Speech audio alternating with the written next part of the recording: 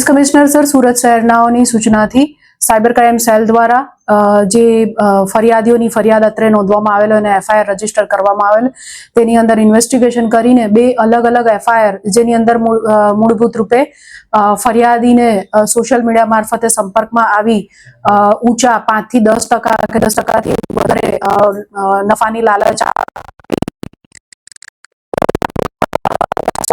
अलग अलग एकाउंटों में छेतरपिंडी करीने पैसा ट्रांसफर करावी लीधा होय तेवा बे इन्वेस्टमेंट फ्रॉडनी अंदर आरोपीओने कुल 3 आरोपीओने अरेस्ट करवामां आवेल छे, जेमां गत वर्षे नोंधायेल गुनामां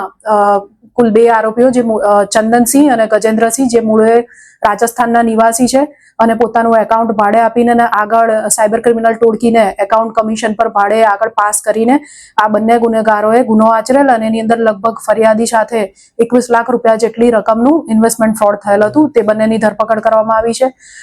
સાથે સાથે ગત વર્ષે સાયબર ક્રાઇમ સેલ દ્વારા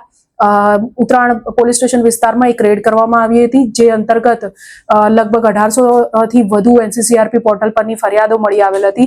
આ ગુનામાં નાનજીભાઈ પરસોત્તમભાઈ બારિયાની એ વખતે મલ્ટિપલ એકાઉન્ટ પ્રોવાઈડ કરનાર તરીકે ધરપકડ કરવામાં આવેલ હતી। ત્યારબાદ તેઓ ચાલુ વર્ષે જામીન મળતા છૂટી ગયેલ હતા। તેઓની વિરુદ્ધ વધુ તેમના એકાઉન્ટ બીજે ભાડે આપીને સાયબર ક્રિમિનલ્સને જે છે મિલનદરજી ગેંગને એકાઉન્ટ પૂરું પાડવાની પ્રવૃત્તિ એમણે ફરીથી કરેલ હોય તેઓને પણ ફરીથી 99 લાખ રૂપિયાના એક ઇન્વેસ્ટમેન્ટ ફ્રોડમાં પોતાનું એકાઉન્ટ ભાડે આપેલ હોય તેઓની ધરપકડ કરવામાં આવેલ છે। આ સાથે સાથે તેઓએ બીજી કઈ સાયબર ક્રિમિનલ્સ સાથે જોડાયેલા છે અને બીજા કયા એકાઉન્ટ ભાડે આપ્યા છે કે બીજા કોઈના